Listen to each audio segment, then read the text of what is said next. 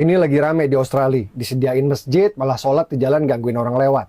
Lalu sholat jamaahnya dibubarin sama polisi Australia.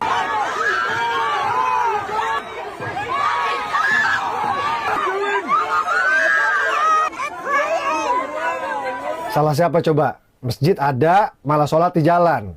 Polisi bubarin ya karena aturan di sana memang nggak boleh ganggu ketertiban di ruang publik. Lagian kenapa sih ibadah harus caper haus perhatian kayak gitu? Umat agama lain, Kristen, Buddha, Hindu, perasaan gak ada deh yang kayak gitu. Semua tertib. Ibadah ya di rumah ibadah, bukan di jalan. Giliran diusir kayak gini, langsung play victim. Teriak Islamofobia. Susah emang kalau otak ditaruh di dengkul. Ini lagi rame di Australia. Disediain masjid, malah sholat di jalan gangguin orang lewat. Lalu sholat jamaahnya dibubarin sama polisi Australia.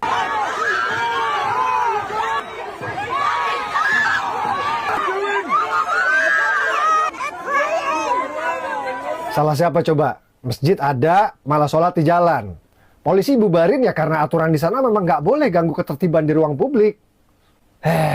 Lagian kenapa sih ibadah harus caper haus perhatian kayak gitu? Umat agama lain, Kristen, Buddha, Hindu, perasaan gak ada deh yang kayak gitu. Semua tertib. Ibadah ya di rumah ibadah, bukan di jalan. Giliran diusir kayak gini, langsung play victim. Teriak Islamofobia. Susah emang kalau otak ditaruh di dengkul. Shalom, Assalamualaikum, Om Swastiastu, Namo Buddhaya, salam kebajikan, dan salam cinta damai dari saya, Perianto Zamansi. Dan itu dia Bapak Ibu Saudari, bagaimana tadi video yang dibagikan oleh Mas Permadi Arya, dan kita tidak langsung memberikan komentar dan juga membacakan komentar yang ada di sini. Kita coba melihat saja dulu sebenarnya ya, apa tujuan daripada Presiden Israel datang ke Australia, sehingga pada akhirnya pun ya ada jemaah Muslim di tengah-tengah demonstran yang dilakukan, mereka pun melakukan sholat di tempat umum yang kemudian pada akhirnya polisi pun membubarkan sholat berjemaah ini, ya kan? Di Indonesia ya ibadahnya dibubarkan di rumah ibadah mereka, bahkan di rumah pribadi, ya, dan itu dilakukan oleh oknum yang tidak bertanggung jawab, katanya hanya karena tidak memiliki izin dan sebagainya. Tetapi kali ini kalau di Australia ini dibubarkan oleh polisi karena kenapa? Karena sholatnya itu mereka lakukan di tempat umum yang tentu ini akan mengganggu yang namanya aktivitas publik seperti begitu teman-teman ya. Dan kita akan coba lihat saja sebenarnya apa tujuan dan alasan Presiden Israel datang ke Australia beberapa waktu yang lalu, dan mungkin hari ini adalah hari terakhirnya. Baik Bapak Ibu, dan kita langsung saja untuk membacakan sebuah berita yang saya lansir dari situs kompas.com ya, dengan judul berita, apa tujuan Presiden Israel berkunjung ke Australia?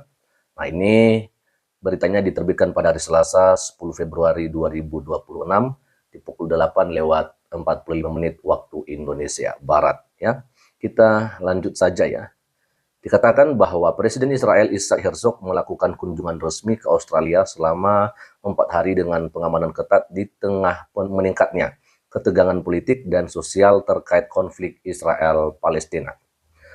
Kunjungan ini berlangsung di tengah protes besar di Sydney dan memicu perdebatan publik.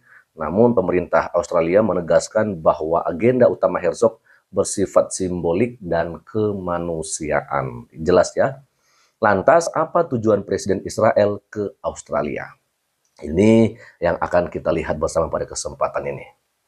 Menghibur komunitas Yahudi pasca serangan Bondi. Dikatakan bahwa tujuan utama kunjungan Presiden Israel ke Australia adalah memberikan dukungan moral kepada komunitas Yahudi Australia setelah penembakan mematikan di pantai Bondi, Sydney pada Desember lalu. Ya. Serangan tersebut menewaskan 15 orang saat perayakan Hanukkah dan menjadi salah satu tragedi paling berdarah yang menimpa komunitas Yahudi Australia dalam beberapa dekade terakhir. Perdana Menteri New South Wales yaitu Chris Min menyatakan Herzog menghadiri acara peringatan bersama ribuan pelayat untuk mengenang para korban serangan tersebut. Lanjut, yaitu bertemu keluarga korban serangan.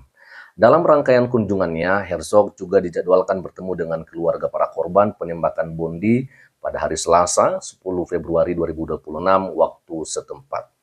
Pertemuan itu dipandang sebagai bentuk solidaritas langsung dari kepala negara Israel kepada keluarga korban, sekaligus menegaskan perhatian Israel terhadap keamanan dan kesejahteraan diaspora Yahudi di luar negeri. Dikatakan bahwa pemerintah Australia menyebut agenda tersebut sebagai bagian penting dari kunjungan Herzog, dikutip dari AFP. Ya. Lalu kemudian yaitu disambut baik sebagian komunitas Yahudi. Sejumlah tokoh komunitas Yahudi Australia menyambut positif kedatangan Herzog dan menilai kunjungan itu dapat memberikan penguatan psikologis bagi komunitas yang masih berduka. Alex Rifkin, ya, salah satu kepala eksekutif Dewan Eksekutif Komunitas Yahudi Australia, mengatakan bahwa kehadiran Herzog akan membantu mengangkat semangat komunitas pasca serangan, yang menyebut kunjungan tersebut sebagai bentuk empati dan dukungan di saat yang sulit. Oke, lanjut saja penolakan dan kritik terhadap Herzog. Nah, ini dia Bapak Ibu Saudari ya. Meski demikian, kunjungan Presiden Israel juga menuai penolakan termasuk dari Dewan Yahudi Australia yang bersikap progresif ya. Kelompok tersebut menilai Herzog tidak layak diterima karena dugaan perannya dalam konflik Gaza yang masih berlangsung. Penolakan itu merujuk pada laporan Komisi Penyelidikan Internasional Independen (PBB) yang menyebut Herzog bertanggung jawab atas dugaan penghasutan genosida terkait pernyataannya mengenai warga Palestina. Lalu seterusnya, dan bagian ini adalah bagian yang terakhir, yaitu protes dan ketegangan selama kunjungan. Kunjungan Herzog turut memicu demonstrasi besar di pusat Sydney yang berujung bentrokan antara polisi dan pengunjuk rasa pada Senin malam. Dikatakan oleh Perdana Menteri Australia Anthony Albanese menyatakan keprihatinannya atas kekerasan yang terjadi, namun membela tindakan kepolisian dalam menjaga keamanan agenda Presiden Israel. Pemerintah Australia menegaskan bahwa pengamanan ketat diberlakukan demi mencegah risiko terhadap acara peringatan korban yang dihadiri Herzog. Kunjungan Presiden Israel ke Australia dijadwalkan berakhir pada Kamis besok, artinya hari ini ya. Dan itu dia Bapak Ibu Saudara-saudari yang bisa saya bagikan kepada kita semua pada kesempatan ini, dan kita akan coba melihat saja bagaimana juga komentar-komentar yang ada di postingannya Mas Permadi Arya. Dan langsung saja komentar yang pertama dari Faris ya. Saya Muslim, saya sependapat tapi mau ngomong begitu takut diserang, males layaninnya. Lalu dari demonologis ya, enggak orang sini, enggak orang sana, noraknya rata. Oke, gitu ya. Lalu kemudian ada juga dari Gus ya.